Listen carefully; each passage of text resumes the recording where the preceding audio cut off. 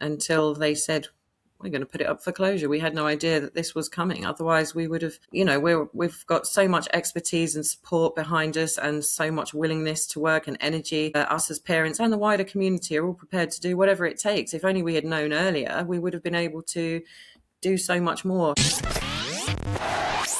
Welcome to the Bishop Stortford Community Podcast, the show where we shine a light on the incredible businesses, community leaders, and local legends that are shaping our town. I'm your host, James O'Donnell, and today we are joined by Josephine Quinton. Josephine, great to have you on the show. Hello, James. Good afternoon. Thank you for having me. Not a problem. Now, today's a little bit of a special episode because rather than talking about what you do, Joe, in the community, we're here to talk about a particular cause. Do you want to explain a little bit more about what's happening? So we have a small village primary school in Albury, which is just down the road from Bishop Stortford and part of the wider community. And it is being suggested it's being put up for closure, and we really want to save our school. It's such a special place, so unique, and all the children that go there thrive and feel supported. It's such a family environment, and we really want to have more time and save our school. And like today, it's our school, but tomorrow it could be somebody else's. And it's important that we look after these small village primary schools because they have such a huge impact on children's lives. I understand. How have we got to this point today? What's the history of this? Well, the school has been open since 1850, so it's thrived a very long time with an average of about 50 pupils. But in the last few years, obviously due to government funding and things like that, we have been running on a bit of a deficit. And the council took over our finances, but now they're saying it is not viable. A lot of the reason they're saying it's not viable is because we've lost about half our students since the closure was announced due to sort of fear and uncertainty of what may happen. But many of those parents that have taken their children out have said that they would bring their children back if it remains open. And I'm sure with a lot more spreading of the word, we could get more children to join, especially when a lot of schools in the local area are oversubscribed or have double points of entry. There is space at this wonderful school that provides so much more than education. It's such a great place. It needs to be saved. And everyone's kind of coming together to try and support the school. What specific actions need to happen over the next 48 hours to support what the school's doing? Well, we've got the final cabinet meeting on Friday morning where they will make their decision, or their decision will be based on what happens at that meeting. So we need everybody to sign the open letter written by our Hearts MP, Chris Hinchcliffe, who's actually spoken in Parliament about this. So he's right behind us and knows what an important cause it is. So if we could just get everybody to sign and share that open letter, that noise will make the councillors sit up and listen and realise how special it is, and that it cannot be lost. What would happen if the school went and to the children that are currently enrolled? What's the kind of scenario there? Well, obviously, they would be, if the school closed, there would be support to place those children in other local schools. But a lot of the parents and children, of course, themselves would choose another small village school. That's the reason we chose that school in the first place. It's a much more supportive and nurturing environment. So they would want to go to smaller village schools, but a lot of those are obviously being filled up by people who've already left. And then the class sizes would not be the same small size that they're looking for. Obviously, parents would struggle to get, if they've got several children, get them all into the same school. People might have to work less hours or sort out travel arrangements. It's obviously very saddening for the children, a massive upheaval in everybody's lives. But it's not just their future, it's future children's opportunities and the village itself, because the village will die if the school leaves and it won't come back. The village hall will go unused. Even though I live 10 miles away in Sawbridgeworth, we use that village hall regularly for parties. We hire it out to have our own playgroups in half term and stuff. And it's used because of the children who go to Albury Primary School. So the whole community will feel the loss. It's incredible, isn't it, that you have these like small community hubs. You know, you think of the village pub, you think of the village school, the village hall, that define an area. And if you don't have those, because I think anybody could put together a spreadsheet and say, well, why doesn't everybody just go to this place over here through efficiency? But then you're missing the narrative of what a community means, isn't there? There's a kind of underlying conversation Yes. that's happening here. Yes. Well, it's setting a precedent that we do not want. It's changing the shape of the entire country and forcing people out of choice. We need that choice to choose what's right for our children and what community we want to live in. We don't all want to be forced into the same big boxes. Who is making the running here? You mentioned the MP, Chris Hinchcliffe. Is that really what we need to be focusing on at the moment to make sure that that meeting goes the right way? Well, the signatures, if everybody signs the open letter, that will make them sit up and listen. Then we've got two Bishop Stortford women, Amanda Alexander and Zoe Stiles. You've had them both on your show, actually, and they're right behind us, sharing the message far and wide. We have a GoFundMe where if everybody just donated what they can, £5 or whatever, and share it with 30 friends and family, and for them to do the same, pass it on, we could raise enough money for them to know we're serious, give us time to sort out any sort of financial areas of concern, because this school has been running great for a long, long time. And we have the opportunity with a little bit of time and support to fix things and return them to how they were before. And we could absolutely carry on for many, many, many more years and help children to thrive in an environment that is just so lovely. It's incredible that this has been going, that, the school has been around for so long, and yet this decision seems to have happened very, very quickly. Very quickly. We had no idea until they said, we're going to put it up for closure. We had no idea that this was coming. Otherwise, we would have, we've got so much expertise and support behind us and so much willingness to work and energy. Us as parents and the wider community are all prepared to do whatever it takes. If only we had known earlier, we would have been able to do so much more. There was a news crew that came to ITV, do some Anglia. ITV, yeah. What happened there?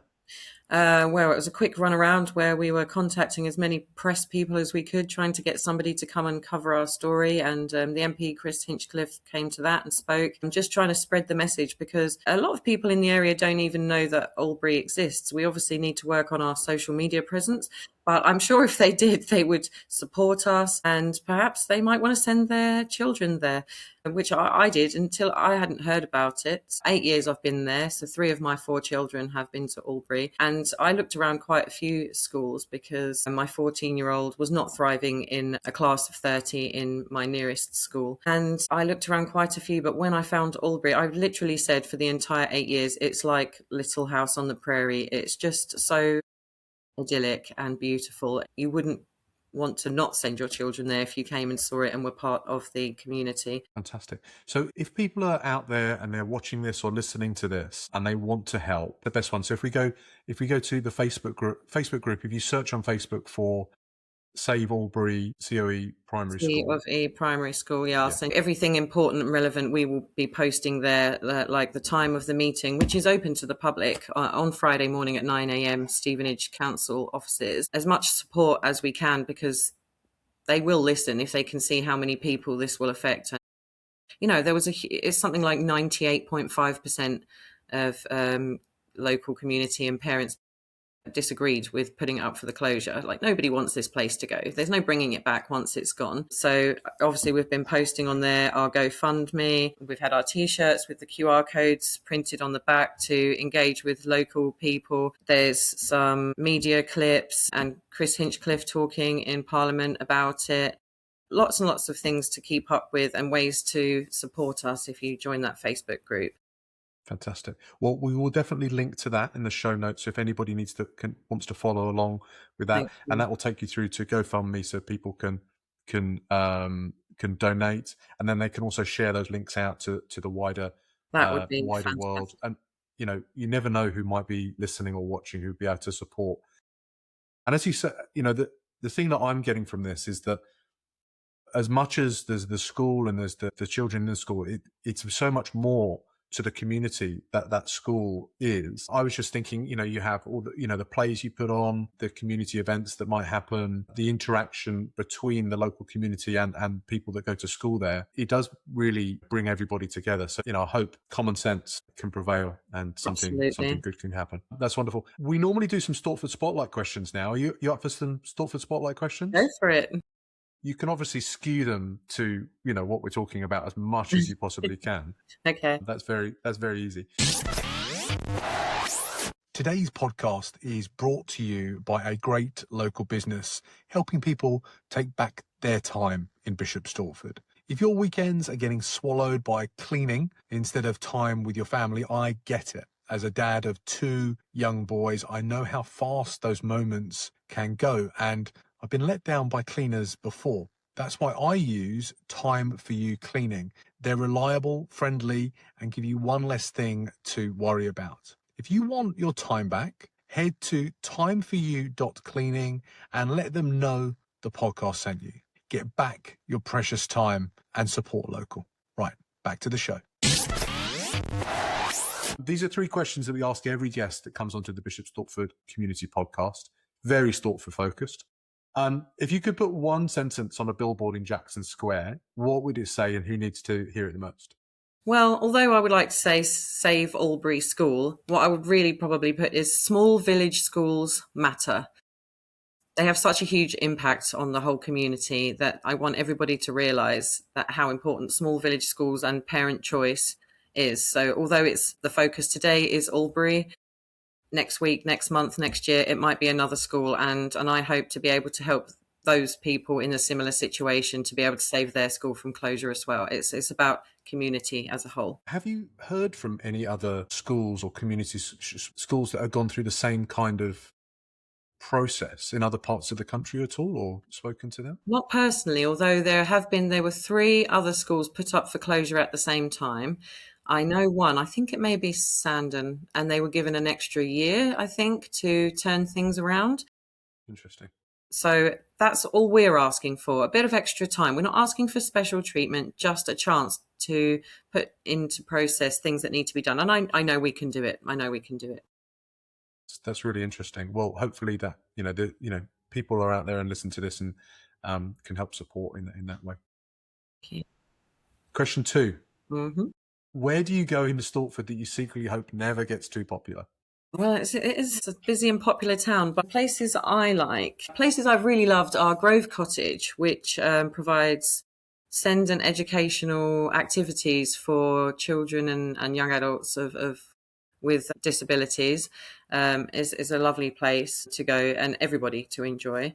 I also like going to Tesco, sitting in Costa Coffee, and I've actually had quite a lot of interaction from members of the public. When I've been wearing our T-shirt, we've started up conversations, they've signed petitions and shared it with their family and friends, and then I've stayed in contact with a few of those people, so I know that I can rely on them for future petitions and the GoFundMes. So just a place of socialization. It's great that you've actually got into conversations with people from wearing the T-shirt, because there's the initial awareness, but as you say, if you get more time, there's still a lot more work that needs to happen. And the more people that are aware of that, the more people can support it.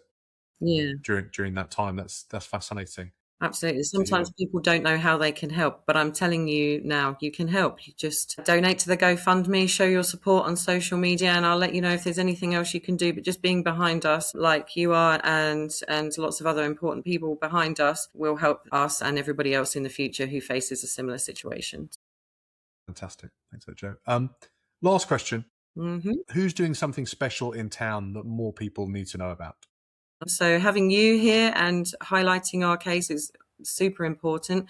Having Chris Hinchcliffe there when ITV were filming, talking about our specific school in Parliament is hugely important. Women like Amanda Alexander and Zoe Stiles, all great members of the community who are behind our back. And so it just goes to show how important it is to spread our message. What's that Facebook group again? If you can just read it out again. Save Albury, C of E as in Church of England Primary School. Excellent. We will link that up everywhere on the show notes. We'll put out some little social media clips of what you've been speaking about as well today, Joe. And then if anybody's listening out there, they can either, as they go on the Facebook group, support, sign the petition, help on the GoFundMe, and just share the content so more people are aware about what's going on out there. I think that'd be absolutely fantastic result from this conversation. Joe, that's a wrap. Thanks for joining us today on the Bishop Stortford Community Podcast. Thank you for having me, James.